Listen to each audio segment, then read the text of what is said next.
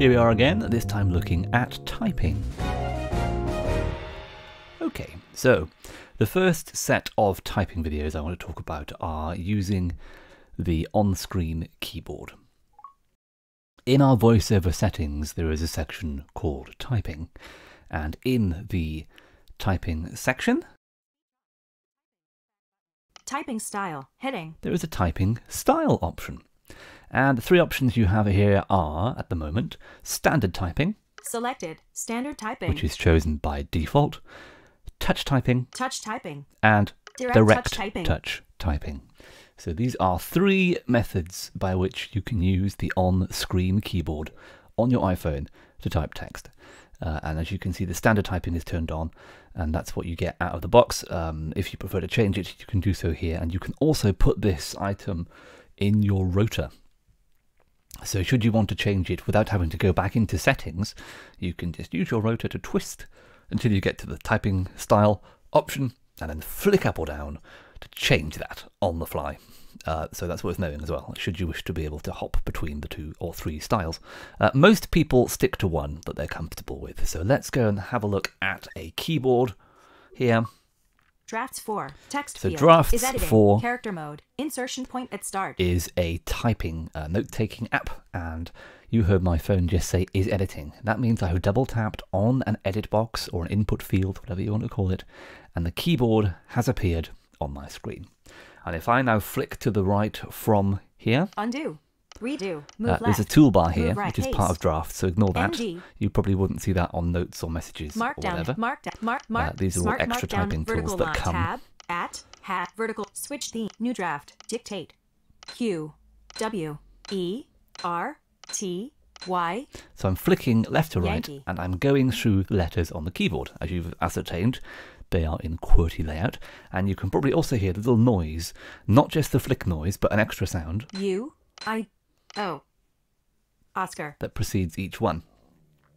This sound indicates that the keyboard is currently in uppercase because we have got a blank text box here. And so the iPhone has a setting which is turned on, which you can switch off if you want to, called auto capitalization, and it decides that it should start anything that you write with a capital letter. So with standard typing, basically no amount of touching a letter will trigger that letter to be typed into the box. You have to double tap on the letter. So however you get to it is neither here nor there. You can use your method of preference. Some people like to find a letter and then flick between adjacent letters. So let's imagine, for example, you want to write the word hello. Well, let's say we know the keyboard layout roughly. We know that the G is on the middle row of the keyboard. So if we touch somewhere, we have to sort of learn the screen layout a bit here. The keyboard takes up the bottom third or so of the screen.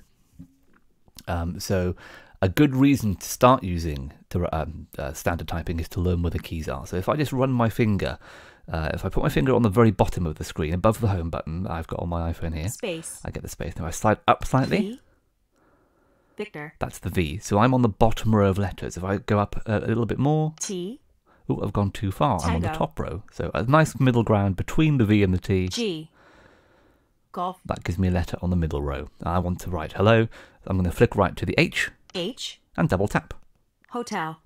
Now you heard it say hotel, and the reason it said hotel there is that when you leave the voiceover cursor on a letter for a period of time, it can give you that extra feedback, which is useful to know. For example, if you've got letters that sound similar, like B and D or M and N sometimes, having the phonetic feedback is something that VoiceOver does to give you that sense of assurance as to which letter you're on. So we've tapped on the H of hello. We need to find the E. Well, I know that E's on the top row, so... Heat, read capital E. Oh, look at that. W, E, R. I'm just sliding my finger around the screen and I happen to find the E. So that's quite helpful. Double tap. Let's see if I can find the middle row again. N, J. I'm on the J, so two fingers Juliet. flick right. K, L. To the L for Lima.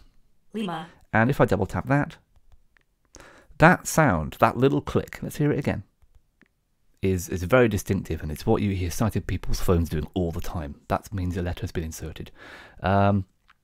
Quickest way to get from the L to the O, well, if I put my finger where the L is L. and slide up slightly, P. I get to the P, and over to the left O. is the O.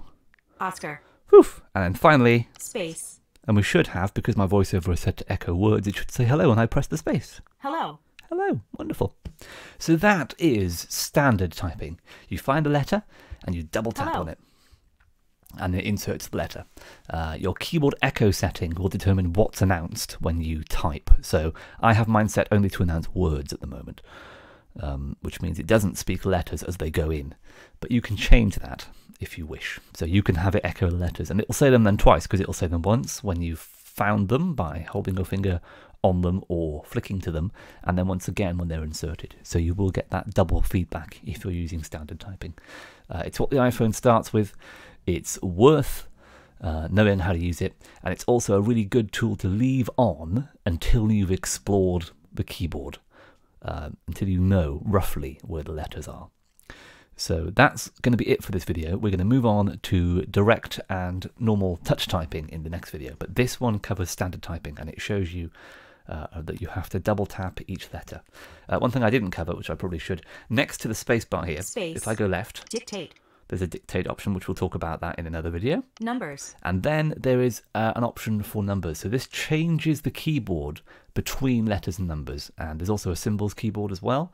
And there are other keys on the keyboard that aren't letters. For example, there's the Return. Enter key here and the Shift key. Z. Shift. There it is.